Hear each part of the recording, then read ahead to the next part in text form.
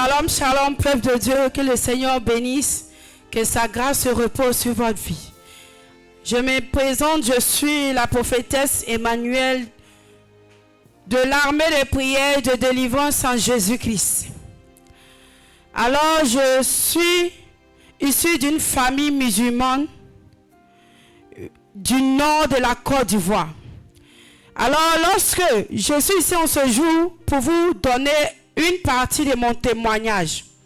Lorsque j'étais encore à la maison, lorsque j'étais encore dans la famille, et il m'arrivait des fois avoir des songes. C'est dans les songes que je voyais beaucoup de choses. Il m'arrivait avoir beaucoup de choses dans les songes.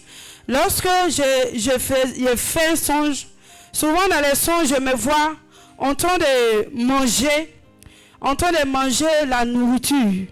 La nourriture physique, ça peut être le riz avec beaucoup de viande. Je me voyais manger tout ça. Beaucoup de nourriture, dans plusieurs songes, je mangeais. Et lorsque je me lève le matin sur ma couchette, je remarquais que dans ma bouche, bien vrai que sur le plan physique, il n'y a pas de nourriture dans ma bouche. Mais je sentais comme si il y avait la nourriture, la viande qui était restée dans ma bouche. Et le matin, je broyais ça pour manger. Et je mangeais toutes ces choses-là. Mais physiquement, il n'y a rien dans la bouche. Mais je sentais comme s'il y a quelque chose. Ou bien il y a la viande qui est restée là. J'avale cela. Et beaucoup de fois, je voyais beaucoup de choses en songe. Et je voyais beaucoup de choses comme si je voyais comme ça des hommes qui me poursuivaient dans des forêts. Des hommes bizarres qui me poursuivaient dans les forêts. Ils me poursuivent avec des machettes, avec des haches, avec beaucoup de choses dans leurs mains. Arrivé un moment, il arrivait que je m'envole comme un oiseau. Je m'envole et je disais ouf, j'ai échappé d'eux. Je ne savais pas que c'était pas bon. Et beaucoup de fois aussi, je voyais plein de choses. Je mangeais, je me retrouvais en famille avec des gens pour manger, avec des gens pour faire la fête, beaucoup de choses comme ça. Je voyais tant de choses comme ça. Et un jour, il m'est arrivé, j'ai fait un songe où j'ai vu un homme bien bâti. L'homme était bien bâti, bien en forme, bien habillé, grand détail, la forme la forme normale. Et cet homme s'est approché de moi. Cet homme n'avait pas de tache, il était bien joli, son visage rayonnait. C'est comme si il était beau, on peut le dire comme ça. Et il est venu vers moi. Il m'a présenté beaucoup de choses. Il m'a présenté de l'or, un royaume bien joli, qui brille, beaucoup de choses, les trônes, les baguettes en or, beaucoup de choses. Et il me montrait de l'or. Il me montrait de l'or, des diamants.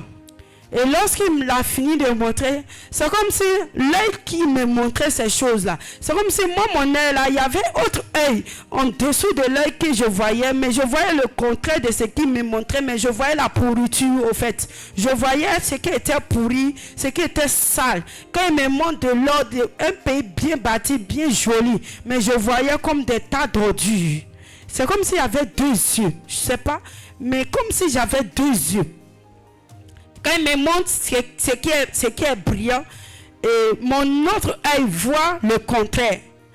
Et il me dit, si je le suis, si j'accepte ses propositions, il va me donner tout ça. Et pendant qu'il parlait, je voyais le contraire. Donc j'ai dit non, je ne veux pas.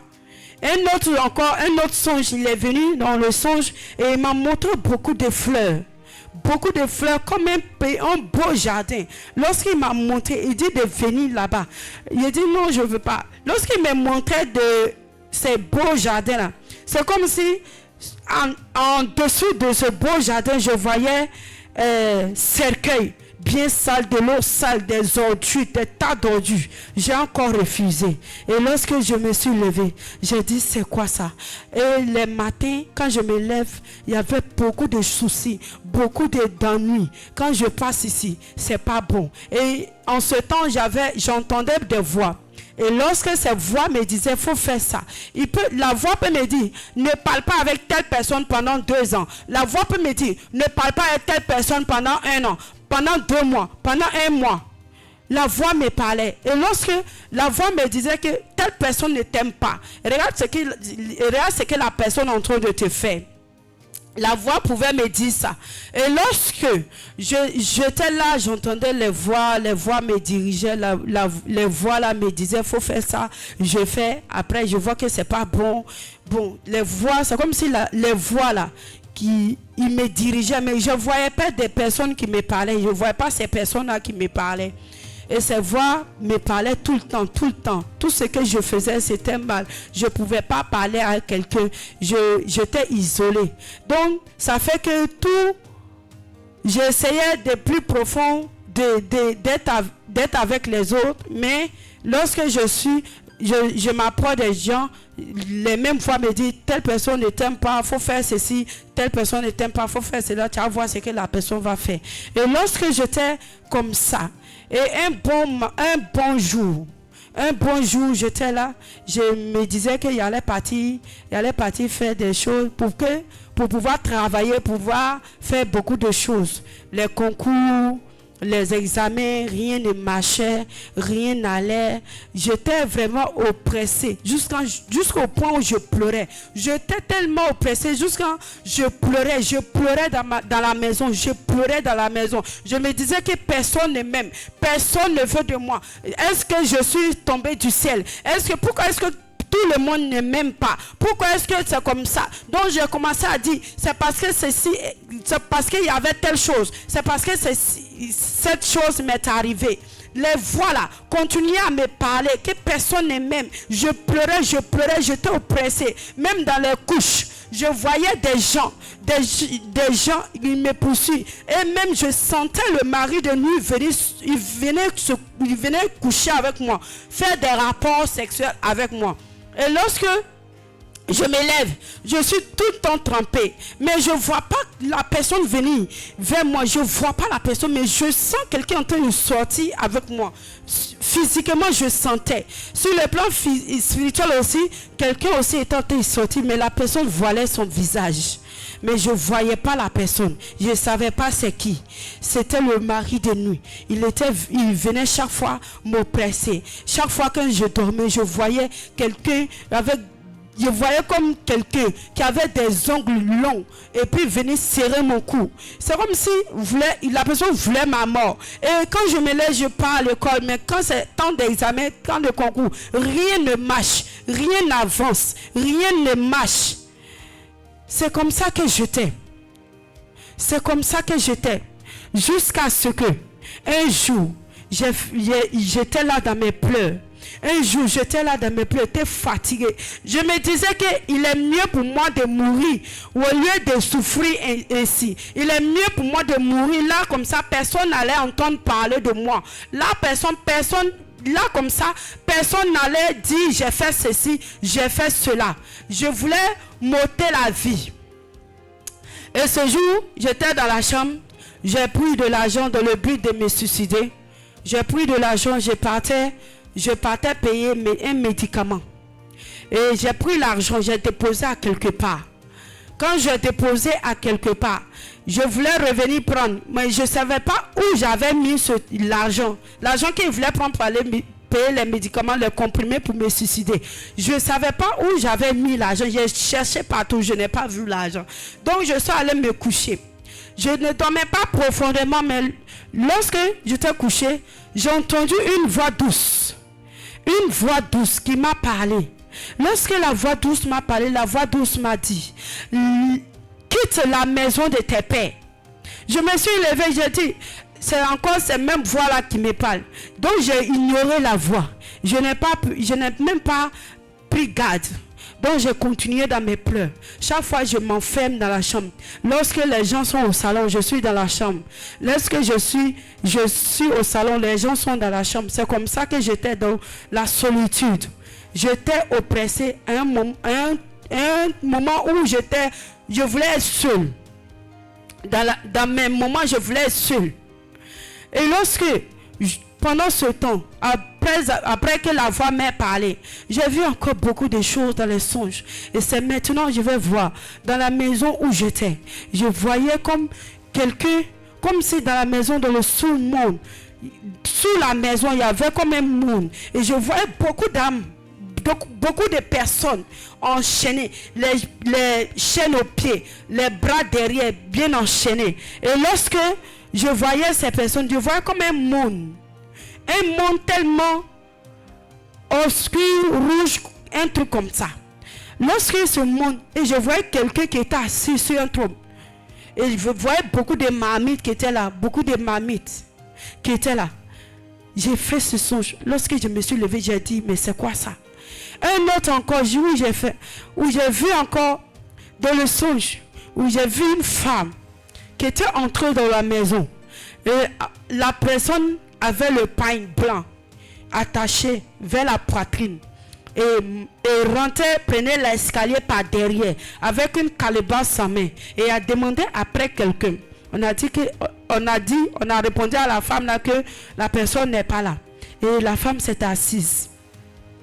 Et les pas de cette dame, c'est comme si pendant qu'elle montait l'escalier, c'est comme si ses pas étaient du sang. C'est comme si ses traces de pas c'était du sang. Et lorsqu'on s'est levé le matin, on n'a plus vu ses pas. On n'a plus vu ces traces-là. On n'a plus rien vu. C'était comme ça jusqu'à le mari de nuit m'oppressait. Je voyais les serpents, je voyais comme dragons qui me poursuivaient, qui voulaient forcément que je meure. Beaucoup de choses dans les songes. Et vraiment, j'étais oppressé à un autre niveau où je voulais me donner à la mort, où je voulais finir avec ma vie, où je voulais vraiment en finir avec moi, pour ne plus que personne ne parle de moi sur cette terre. Je me disais que la mort était mieux. Je me disais que tout ça c'était mieux. Si je sortais, si je quittais ce monde, c'était mieux. Et lorsque j'étais encore dans ça, deuxième fois, la voix m'a parlé encore. La voix a parlé, le ton élevé. Cette fois-ci, la voix a dit: sors de la maison de tes pères. La voix a parlé comme si c'était pressé, comme si c'était urgent. J'ai dit, mais c'est quelle voix qui me parle? Parce que j'avais l'habitude d'entendre des voix. J'ai dit, mais c'est quelle voix qui me parle? C'est quelle personne qui me parle? Je ne vois pas la personne, c'est qui? Et la voix m'a plus parlé. Bon, et pendant ce temps, les autres voix me parlaient. Les autres vont me parler. Non, si tu sors, qui va faire ceci, qui va faire cela, qui va te nourrir, qui va payer tant. Bien aimé, les voix ont commencé à me parler dans mes oreilles. Je ne savais plus qui croit en fait. Donc j'ai dit à la voix là, si c'est vraiment une voix qui vient d'en haut, la voix de Dieu, la voix là n'a qu'à me parler, me dit là où j'ai parti. La voix là n'a qu'à me dire là où je vais partir. Et un jour, un bon jour, la voix a répondu à ma prière. Et le Seigneur a fait grâce. Il y a un ami qui était venu à l'armée de prière et de délivrance en Jésus-Christ. Il est venu faire sa délivrance. A pris le contact d'une prophétesse. Une prophétesse de l'armée de prière. Et m'a donné son contact. Donc je lui ai expliqué mon histoire. Elle a prié pour moi. Et elle m'a dit que de partir sur YouTube pour voir l'église se trouve là-bas. Elle m'a donné des instructions. Et j'ai suivi ces instructions. Et lorsque j'ai suivi ces instructions, je me suis abonné à la page. Quand je me suis abonné, j'ai vu une vidéo où l'homme de Dieu était en train de donner un enseignement. Il parlait des choses, les mèches, les choses comme ça. Donc j'ai défilé encore pour aller en bas. J'ai vu beaucoup de témoignages des ex-sorcières qui étaient délivrés, qui étaient vraiment dans la présence de Dieu, qui étaient vraiment délivrés par le Seigneur Jésus-Christ. Et j'ai cliqué dessus. Je suis tombé sur le témoignage d'une sœur. Et lorsque la sœur donnait son témoignage, je pouvais voir ce que l'homme de Dieu disait en haut. C'est la même chose ce que la sœur là disait. Or, dans mon fond intérieur, je me disais qu'on les a payés pour qu'ils viennent faire les délivrances. Donc, je n'étais pas convaincu, je n'étais pas sûr. Je me suis dit qu'on les a payés pour qu'ils viennent rendre témoignage pour de l'argent. Donc, je me suis accroché encore sur la page et j'ai fouillé davantage pour être sûr. Et lorsque vraiment j'étais convaincu, je me suis abonné à la page et je suivais les choses, les instructions, les cultes, beaucoup de choses. Et un bon jour, j'ai dit à la même voix, j'ai dit, bon, je ne peux pas dire aux gens de ma famille, je m'en vais comme ça. Toi-même, j'ai peur d'abord du chef de la maison. Toi-même, faut créer quelque chose pour que je puisse partir là où tu me veux. Là où toi, tu me veux. Et j'ai parlé ainsi à la voix. Un bon jour, cette voix qui m'avait parlé a entendu mes prières. Un bon jour, la voix... Le chef de la maison a dit, bon, comme toi, rien ne marche chez toi, rien n'avance chez toi. Prends tes bagages, tu vas partir au village. Tu vas aujourd'hui ou bien demain. Donc, il a dit, moi, je ne pars pas au village, je ne sais pas. Je ne pars pas au village. Donc, quand il a dit ça, l'homme de la maison l'a pris, sa famille, ils sont sortis. La voix qui m'avait parlé autrefois, cette même voix m'a dit, c'est le moment de prendre tes bagages pour venir.